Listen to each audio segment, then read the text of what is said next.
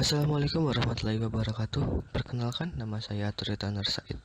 Dalam video kali ini saya akan membahas sedikit tentang sifat periodik unsur. Yang pertama, jari-jari atom. Jari-jari atom adalah jarak inti atom sampai dengan elektron pada kulit terluar. Dalam suatu periode dari kiri ke kanan, jari-jari semakin kecil. Hal ini disebabkan karena dalam satu periode muatan inti bertambah banyak sehingga daya tarik inti dengan elektron yang semakin kuat. Dalam satu golongan dari atas ke bawah, jari-jari semakin besar karena jumlah kulit yang semakin banyak.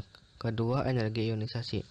Energi ionisasi adalah energi yang dibutuhkan oleh sebuah atom atau ion dalam fase gas untuk melepaskan sebuah elektronnya. Dalam satu golongan dari atas ke bawah, energi ionisasi pertama cenderung semakin kecil, sebagaimana jarak dari inti ke elektron terluar bertambah sehingga tarikan elektron terluar oleh inti berkurang. Dalam satu periode dari kiri ke kanan, energi ionisasi pertama cenderung semakin besar, sebagaimana pertambahan muatan ini efektif sehingga tarikan oleh inti bertambah.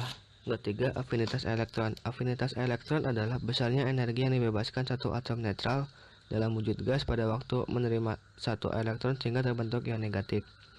Dalam satu golongan dari atas ke bawah, afinitas elektron semakin kecil. Sedangkan dalam satu periode dari kiri ke kanan, afinitas elektron semakin besar.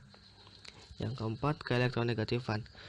Keelektronegatifan adalah ukuran kemampuan suatu atom dalam sebuah molekul untuk menarik elektron kepadanya. Semakin besar elektronegatifannya, semakin mudah atom tersebut menarik elektron kepada dirinya sendiri.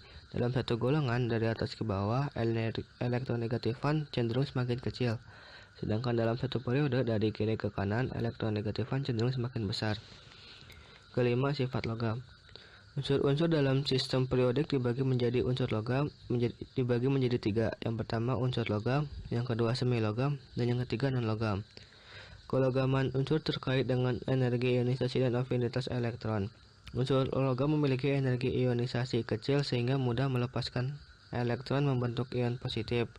Unsur non logam memiliki afinitas elektron besar sehingga mudah untuk menarik elektron membentuk ion negatif.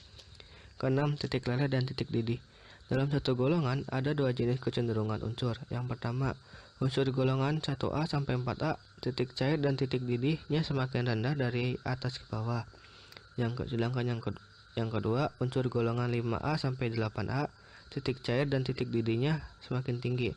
Pada satu periode, titik didih dan titik leleh akan semakin meningkat dari kiri ke kanan hingga golongan 4A. Lalu akan mengalami penurunan signifikan hingga titik cair dan titik didih terendah pada golongan 8A.